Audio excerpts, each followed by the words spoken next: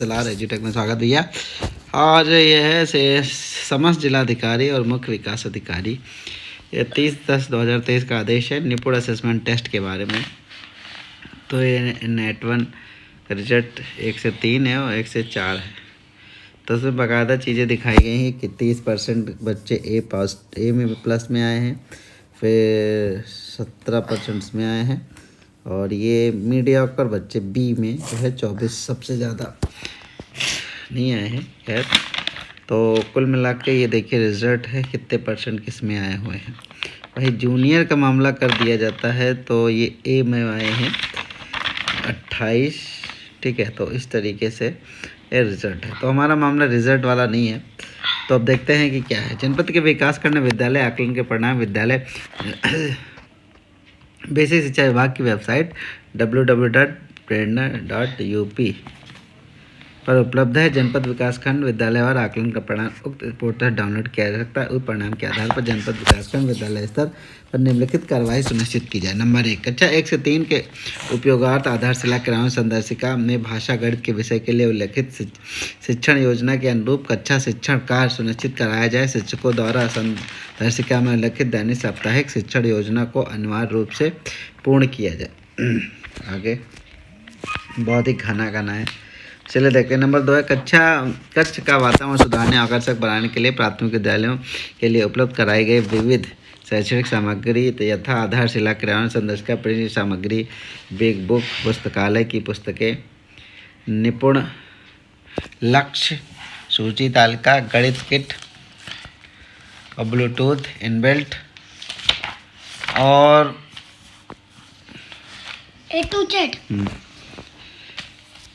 Speaker खेल सामग्री उच्च प्राथमिक विद्यालयों के लिए उपलब्ध कराई गई संदर्शिका गणित विज्ञान किट आदि के प्रयोग हेतु शिक्षकों को निरंतर प्रेरित किया जाए। नंबर 3, परीक्षा परिणाम के आधार पर CDE श्रेणी में आने वाले बच्चों को कक्षा 1 से 3 के लिए विकसित आधारशिला क्रियान्वयन संदर्शिका, कक्षा 4 व 5 के लिए विकसित भाषा एवं गणित निर्देशिका बेसिक एवं एडवांस स्तर, कक्षा 6 से 8 तक के लिए विकसित संदर्शिका सहयोग से प्रभावी कक्षा शिक्षण सुनिश्चित किया जाए, जिससे कि सभी बच्चे आगामी आकलन में अपेक्षित अच्छा अधिगम स्तर प्राप्त कर सकें। शिक्षण नंबर 4,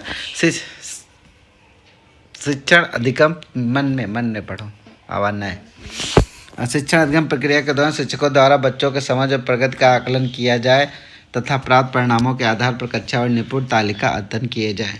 नंबर 5, सभी बच्चे निपुण लक्ष्य सूची के अनुरूप कक्षा और विषय दक्षता प्राप्त कर सके, इस हेतु BO और हेडमास्टर की बैठक में विद्यालयवार डेटा आधारित समीक्षा की जाए। नंबर 6, सभी शिक्षकों की बुनियादी शिक्षा पर गहन समझ होनी चाहिए। इसके लिए विभाग द्वारा संचालित प्रशिक्षण व दीक्षा पोर्टल के माध्यम से संचालित ऑनलाइन प्रशिक्षण अवश्य पूर्ण किए जाए। नंबर 7, सपोर्टिव सुपरविजन के दौरान ARP द्वारा लर्निंग आउटकम पर आधारित बच्चों का अधिगम आकलन के आधार पर CDE में आने वाले बच्चों से बातचीत कर प्रगति का विश्लेषण किया जाए और सुधार हेतु शिक्षक प्रधानाध्यापक के साथ वार्ता कर प्रभावी कार्य योजना बनाई जाए। नंबर 8, नेट परिणाम को शिक्षक संकुल की बैठक BO हेडमास्टर की बैठक जनपद स्तरीय समस्त बैठकों में प्रस्तुत किया जाए। CDE में आने वाले बच्चों को ग्रेड A+A/B में आने हेतु विचारित कार्य योजना विकसित करते हुए क्रियान्वयन सुनिश्चित किया जाए। राज्य परियोजना कार्यालय द्वारा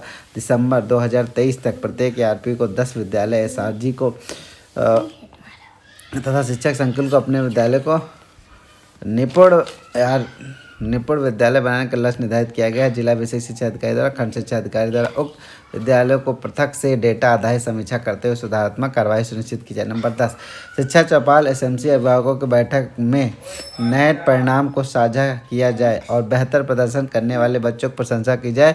बच्चों को घर में अध्ययन करने एवं प्रत्येक दिन विद्यालय भेजने हैं तो SMC के सदस्यों अभिभावकों से अनुरोध किया जाए, जिससे कि आगामी नेट आकलन में बेहतर प्रदर्शन कर सके। नंबर 11, बच्चों के अद्यावधिक प्रगति का आकलन फॉर्मेटिव असेसमेंट निपुण लक्ष्य के माध्यम से किया जाए।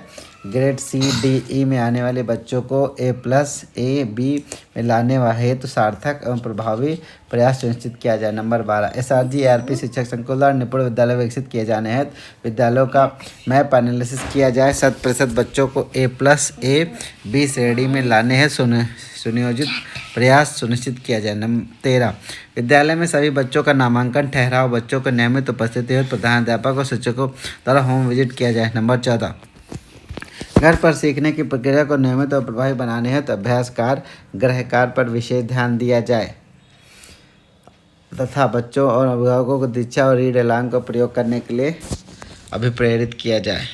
आगे काफ़ी लंबा हो गया ये वीडियो, लेकिन क्या करें।